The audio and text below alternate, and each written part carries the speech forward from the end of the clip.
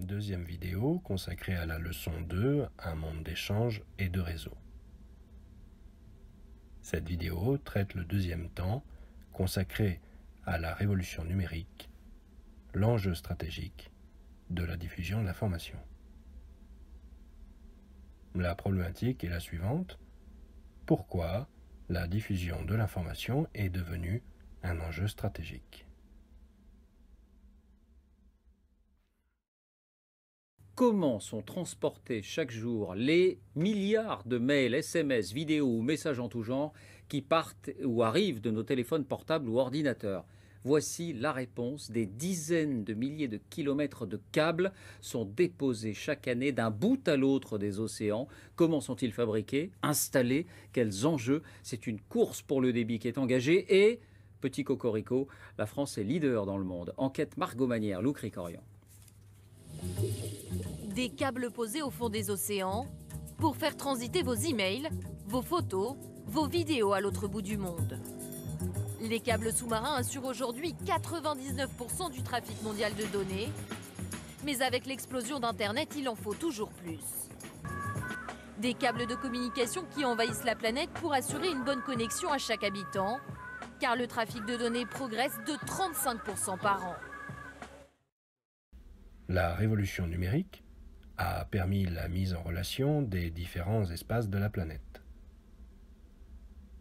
Mais aujourd'hui, la diffusion de l'information est devenue un enjeu stratégique, car les nouvelles technologies portent des flux d'informations de plus en plus massifs. Or, ces flux contiennent des données sensibles, comme des communications militaires ou financières. En décembre 2008, 3 câbles reliant l'Égypte à l'Italie ont été coupés accidentellement. En quelques heures, 80% de la communication entre l'Europe et le Moyen-Orient a été mise à plat. Cette coupure a d'ailleurs posé de graves problèmes aux 200 000 militaires américains et britanniques stationnés en Irak, qui utilisaient ces câbles pour leur communication stratégique. En outre, ces flux immatériels transitent bien par des infrastructures physiques comme les serveurs racines ou les stations d'atterrissement qui pourraient devenir des cibles privilégiées en cas de conflit ou d'attentat.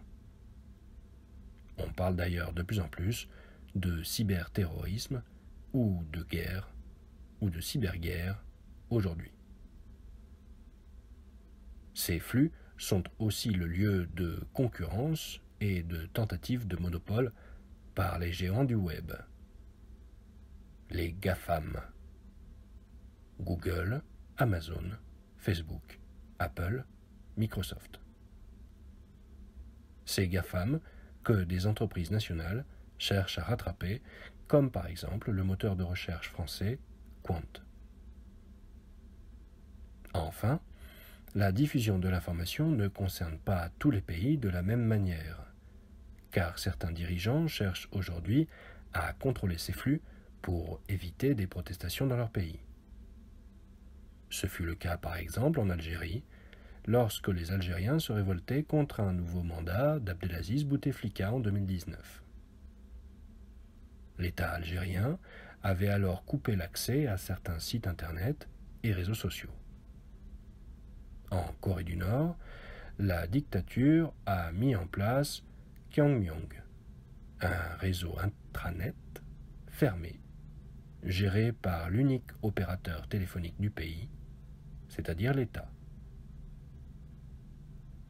À l'heure de la mondialisation des échanges, on voit donc à quel point l'information est devenue un enjeu d'un point de vue sécuritaire, économique et politique.